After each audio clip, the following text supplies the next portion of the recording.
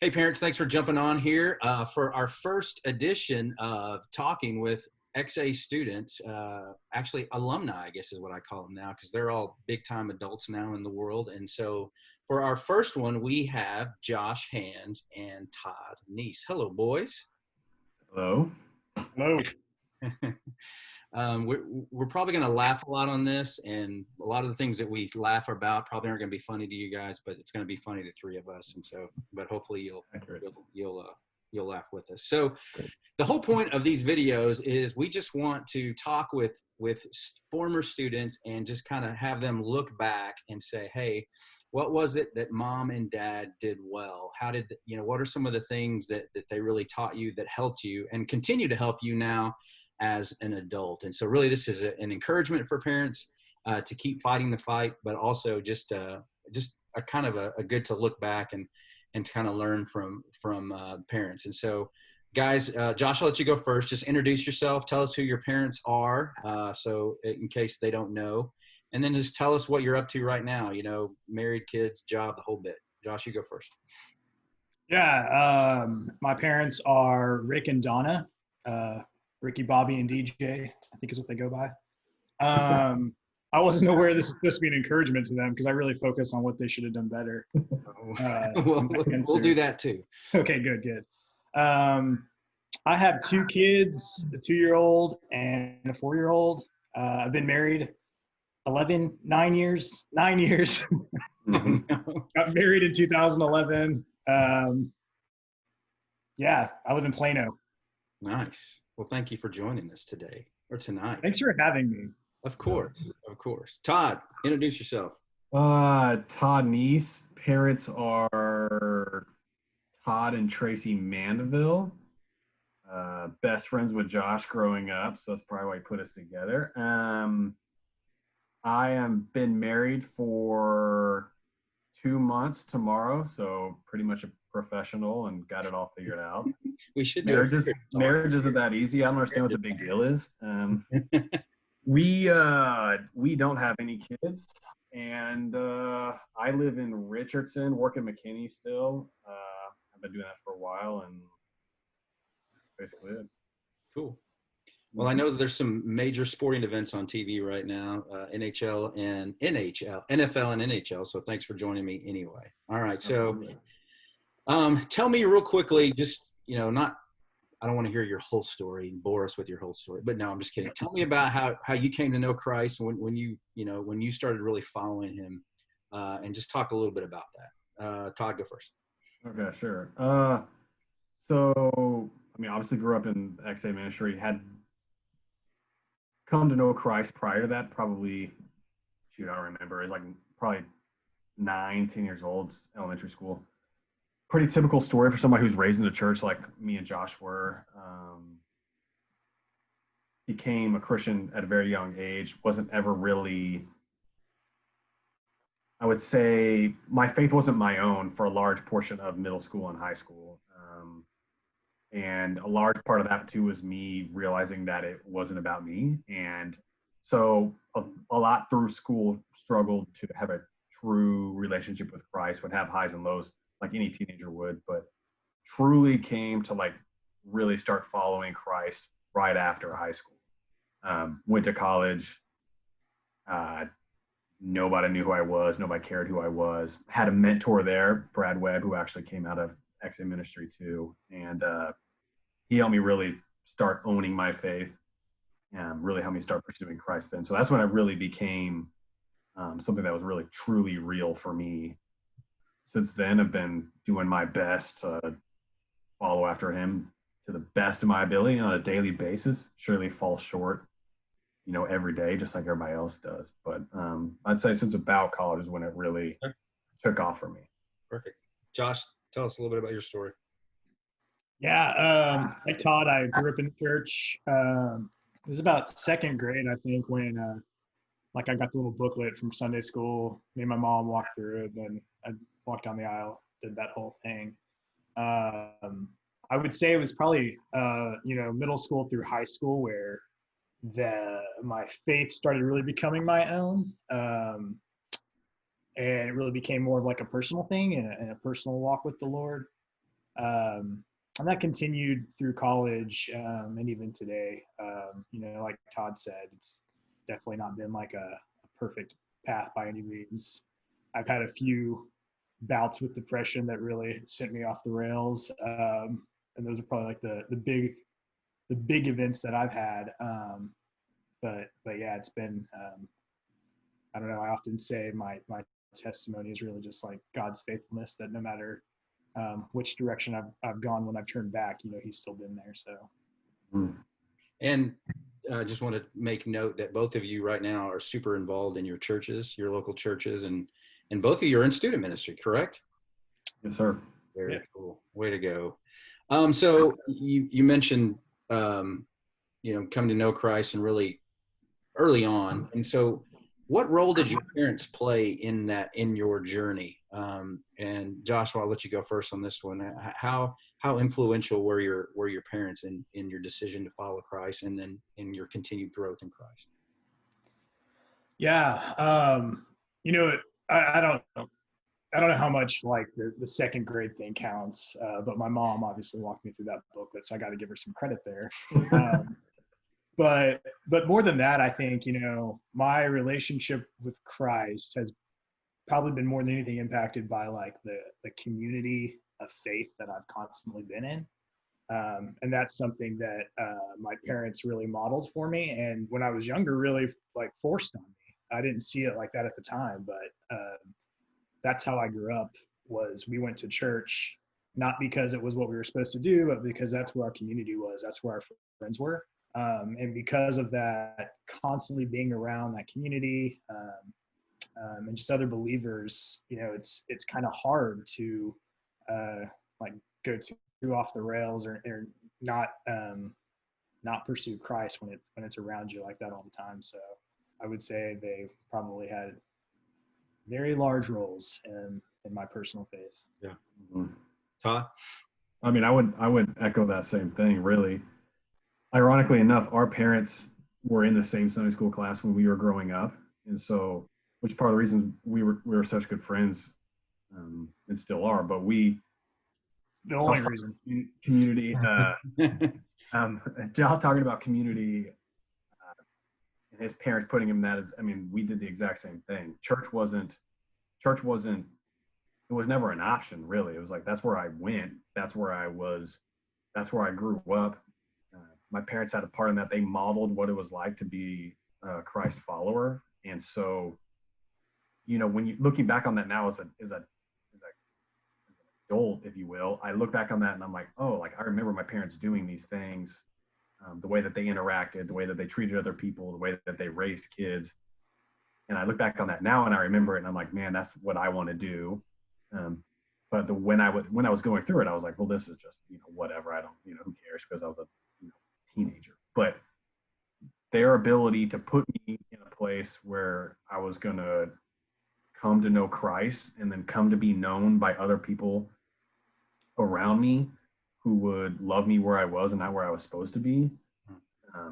And luckily I would say for me and Josh, our best friends were at church. Our group that we ran around with were church friends, guys in the XA student ministry, a group of like 4 or 5 of us that, man, it wasn't like we saw them on Sunday and Wednesday. Like we hung out with them Monday and Tuesday and Thursday and Friday and Saturday too. Like we were just constantly around them. And so our parents not only allowed that, I would say both Josh's parents and my parents encouraged that and wanted that and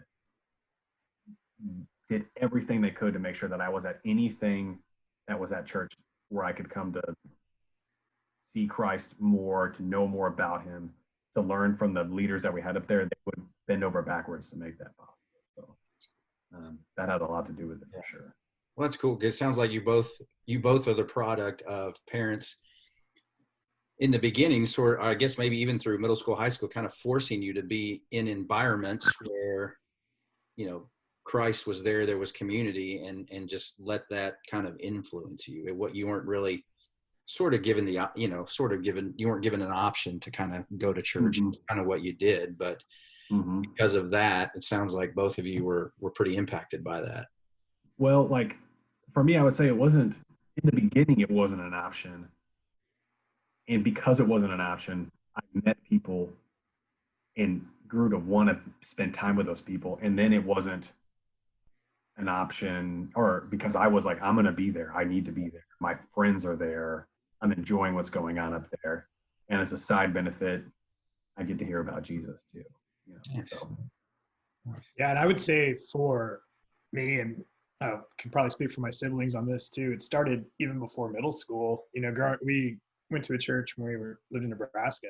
We were there Sunday mornings, Sunday nights, Monday nights for outreach, Wednesday nights for Awanas. Like that's what we did. And because we were there so often, and because my parents were so adamant, I mean, it was like there wasn't a question. We were going to be there, you know.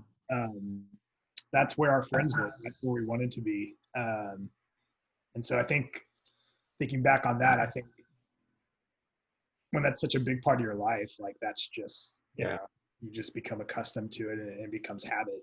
Yeah, that's good. Chad says it, you know, our pastor says, if your kids are asking, are we going to church today? You're kind of already losing the battle. Yeah. It's just like you guys said, it was just a given.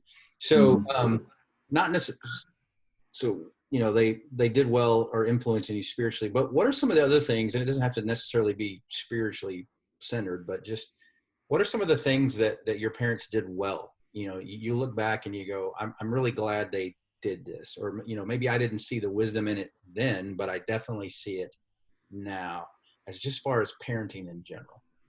Josh? Yeah, Josh, you're up there. You tell me. Yeah, that's right. Let me start with what I do well. No, I think two things come to my mind. The first is, and this started from like a much younger age. I know it definitely probably got harder on them as we got older, but like we had stuff that we were a family and we were going to do together. One of those things was definitely church and doing that, but it went more than that too. You know, we had traditions that like our family unit was going to do. And I'm sure it was difficult to, my parents have 4 kids, 3 boys and a girl. So I'm sure it wasn't always easy to like force that, but we definitely, I think, had like that family identity growing up that I can only assume that it makes parenting a lot easier when your kids have bought into like the family unit. And I think those traditions and just that forcing the family time definitely help with that. The other thing is when I think back on like my parents and what they modeled and what I saw, even if it's not like a conscious thought I had, like they were constantly serving. So they've always been involved with like welcoming ministries in whatever church we're in. And they've always done things like outreach and things like that.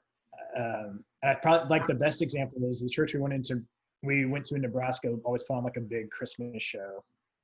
And every single year my dad was like the innkeeper of that show. But every single year my mom was the pooper scooper for all the camels and the sheep and the horses they brought in. Like that was her role. And so it's just like constantly seeing them serve. You know, when I got to church in college and I was away from them, like the first thing I was like, okay, I guess I have to serve now. And so Sign up for the pooper scooper job. Yeah, I was like, where's the pooper scooper sign up? Then I had to find a new church. So yeah, I mean, it was just kind of like built in from an early age because we see it modeled for so many years, even if you don't realize you're seeing it. Right. Cool. Todd, how about you? I mean, service is a really big thing too. Parents were really involved in there. They've done, I mean, all kinds of things. They've been BFG leaders. I don't know if that's still what you call them there or not. Is that what it is? Yep. Shout out to Jeff Humphrey. And then we also, that's a deep cut. And then, so they've done that. They've done divorce care. Now they serve in the food pantry at First Baptist Allen. And my mom will be at vacations and she'll be like, I have to leave early. I have to get back on Sunday to come to that food pantry thing. And so I know that they modeled that for me too. And just the same thing. I've had a desire to be like, I have to do, it's not enough for me to go somewhere and just sit and church isn't about, for me, what am I getting from it all the time, but like, how am I plugging in? How am I pouring into people here and serving them? So that's just like Josh said, my parents did the same thing. something that my mom and dad did for me too is they had expectations for me at my house about what I was going to do. And that growing up was chores and responsibilities. And my mom was militant about those things, and she instilled that in me. That we had Josh can attest to that. I'm sure I can know him about it, but these are the things that we expect of you. You were going to be doing these things at the house, like mowing the lawn, weed eating, taking out the trash, unloading the dishwasher. You're going to be doing your own laundry, whatever it is. And I remember in middle school and high school just being like, oh my gosh, it's not that big of a deal. It's not that big of a deal. It's not that big of a deal now. But like practically grown up now, and like my wife will tell you that like I'm the most like disciplined, like getting things done person, because my parents drilled that into me, man. Hard work, take care of what you're supposed to do. But also, again, that feeds into service, man. You're a part of a unit here, and there's expectations about what you need to do here in our family. You're going to do this, somebody else is going to do that, and we're all this together to help our unit, really work together. So that's another one. And then last is like, man, expectations about the way that I was supposed to treat other people. Josh could tell you that I fell short in that constantly, but get told now, after I've matured and stopped making fun of every single person I talk to, about like the number one thing I hear from somebody is like, man, your parents raised you right, because I treat people with respect, speak kindly to other people. Yes, ma'am, no, ma'am, look people in the eye. And that's something that was really, really important to my parents, that I treated others well and with respect. That's good. That's good. So so those were all good things. So I'll let you, I know Josh has been chomping at the bit for this question. What is something maybe where you said, you know what, looking back as an adult, I can look back and say, what are some things that my parents could have chilled out a little bit on, or maybe done a little bit differently? Just, Josh, since you had 4 or 5 sheets, I'll let you go first. Yeah. Do you want to take a break for a few minutes? Yeah, let me go get a glass of water. I don't really have, this was a really tough question to think about. There was definitely a time when me and my older brother were younger that they were probably like a little over the top. We weren't allowed to watch a lot of TV shows, which is good. But the one that I'm just gonna put him on blast for was we weren't allowed to watch Captain Planet because he was. I remember that. He was playing the role of God. Is what Oh, okay. So now, like, I don't care about the environment at all. And I just have to wonder if there's a connection there. Oh my gosh. Oh, Rick and Donna, I'm so sorry. The other one I thought of that actually is not, it doesn't really answer this question, but it's something I hated growing up, was like, I didn't hate it, but like family dinners were a really big deal. And Josh was on record as saying, I hated family dinners. Like we always ate together as a family, and I totally see the benefit of that now. Growing up, it felt like such a chore to have to do and have to like sit with my brothers and sisters, sister. So yeah, I mean, I think they were really, really strict when we were a lot younger, probably could have eased up some. I think they realized that with my younger brother and sister, and eased up a lot. So, and now we see them. And so, yeah. Failures. But they weren't invited to these, though. That's right. They weren't invited to speak. Oh, man. Oh, that's funny. Todd, your turn. Man, this is a tough question, too. I would say my overarching answer is that if you had asked me in high school, I would have a list Right. Longer than I could ever talk to you. I look back now, and like Josh said, you see a lot of wisdom in the things that they said and do. I mean, like Josh said, I had plenty of things that I wasn't allowed to watch or hear, that in high school I was like, what is a big deal? And now I work with youth, and I see some of the stuff that they see on their phones, and I'm like, give me your phone, I'm gonna throw it in the toilet right now. So like there there was a lot of wisdom in the things I did. And I would think that almost every kid that grows up in most situations, sees a lot of that when they grow up. And they have that whole progressive commercial thing about like turning into your parents or whatever. And like, I feel like I'm doing the same thing. I don't even have kids, but I'm like, not crazy. Like, I'm not letting them watch TV. I'm not letting them do this, And so, I mean, there's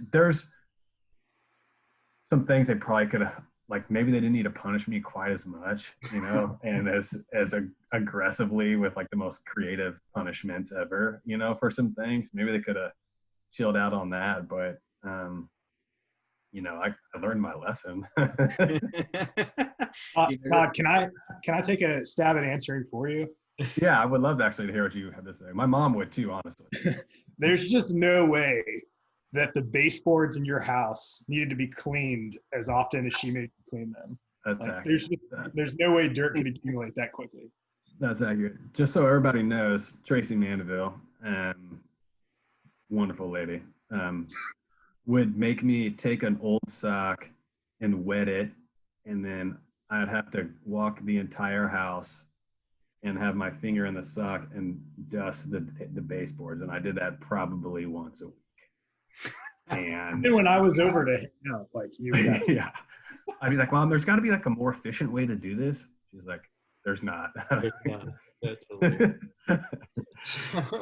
So, and you guys have both touched on one, but what are something, like you said, it was just absolutely maddening to you, maybe as a teenager, but you were like, now you're like, I see the complete and total wisdom in that. What, even, I realize maybe we've already answered that question, but I guess I kind of want to hear a little bit more on that. Yeah. Whoever wants to go, I don't care. You want to take it? I'll go, yeah. It sounds like a joking answer, but like holding me accountable is like, I saw people, my peers all the time, that weren't held accountable for anything, and could, get away with whatever they wanted to. And then I go home and I'm being held accountable for everything.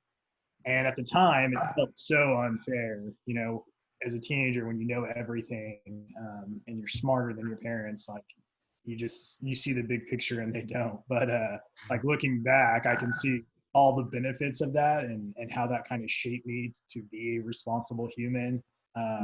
Just the importance of like that, like Todd said, I think serving in student ministry now, you see both sides of that pretty easily too, as you're dealing with students, the ones that are held accountable to their actions and the ones that aren't held as accountable. So I think part of that too is staying involved in your kid's life to know what's going on. It's hard to hold them accountable if you don't really know what's happening. My mom and dad speaks to accountability, were not my friend. Like that's not what they were there for. That's not what they did. That doesn't mean they didn't listen to me. That doesn't mean they didn't talk to me. That doesn't mean they weren't there for me to talk to about my issues. But there was a clear delineation: who's in charge, who's not in charge, who sets the rules, who doesn't set the rules, expectations that you have to meet. You have responsibilities. There are consequences for your actions, and you have to take responsibility for those actions that you've done. Just to echo what Josh said too, like we had family dinners too, and it wasn't a big deal back then because we had flip phones and there wasn't no such thing as texting or anything like that. But like, man, just the beauty of sitting down and unplugging for a second. Like, I look back on that then and I was just like, hey, I'm ready to go. I want to get out of here. Like, do whatever. And then now, like, me and my wife do that same thing. Like, we sit down for dinner, we put our phones on the other side of the room, and it's like, this is just a time that we get to talk. And I would want to do that same thing with my kids too. Like, man, let's unplug. Let's take time to really spend time with each other. So, Josh, you have 2 kids. So is there anything that you've said or done where you were like, oh my gosh, that was Rick and Donna that came out of you? Not that I'll admit on camera. Okay, well, good. No, like, one of the things me and Leslie, my wife, talked about when we were kind of just talking about what kind of parents we wanted to be. To go back to the family dinner one, like that was one we both could draw from our childhood and say, yeah, that was super important for us. So that's something we do, every night is we know that we're going to have dinner together. I mean, they're 4 and 2, so it's a little bit, it's easier now, but They don't drive us yet. yeah. But I hope we're like setting the expectation going Right. forward. They're like, this is what we're going to do. And yeah, I mean, I'm a lot like my dad, so there's definitely some moments of like parenting where I'll say stuff in the same way that he would say it to me as a kid, and it just kind of, especially when I have like just my mustache, and there's moments of like, oof. That's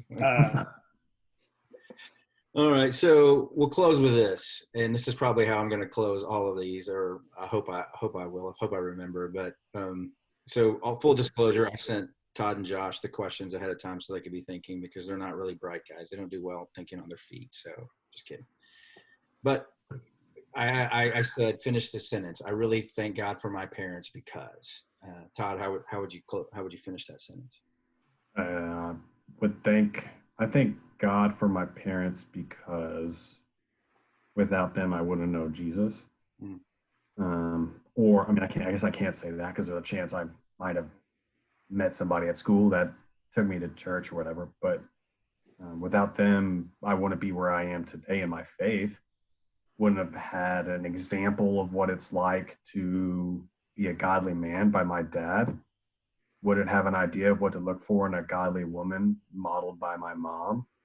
And wouldn't know what it's like to have a godly family, not a perfect family, but a family that pursues the Lord and loves each other. And so without them, my life would be completely different. Be a really good chance that I would be doing my own thing off, just focused on myself and trying to make as much money as I can or be as successful or whatever it is. But because my parents modeled putting Jesus first, I know that it's possible to have happiness, fulfillment, and true community surrounded by people who are rowing in the same direction I am. And they modeled that while going to First FBCALLEN and me tagging along with them. So that's something that I definitely have been gifted because of my parents. Sure. Josh? I have to say the whole thing. I thank God for, what was the prompt? I thank God for my parents because. Okay. I thank God for my parents because they took the task and opportunity of parenting seriously and in a godly manner. And looking back now, I can see how they put that above a lot of their own like ambitions and desires, and they put their role as a parent first in a lot of ways. And I think there was probably a lot of difficulty in doing that in the moment, but as I look back now, I can reflect on a lot of the spiritual dividends that has paid for me and my siblings, but also a lot of the broader like functioning as an adult in society dividends that pays too, just with the importance and how seriously they took parenting. Yeah. Very cool. Well, guys, I appreciate you doing this again, being my guinea pigs for the first ever. I still got to come up with a name. You guys have any good ideas for names? Okay, thanks. Well, you just, that wasn't a question prompt you sent us. Anyway, thanks for joining me, and I appreciate you guys, and love you guys a lot.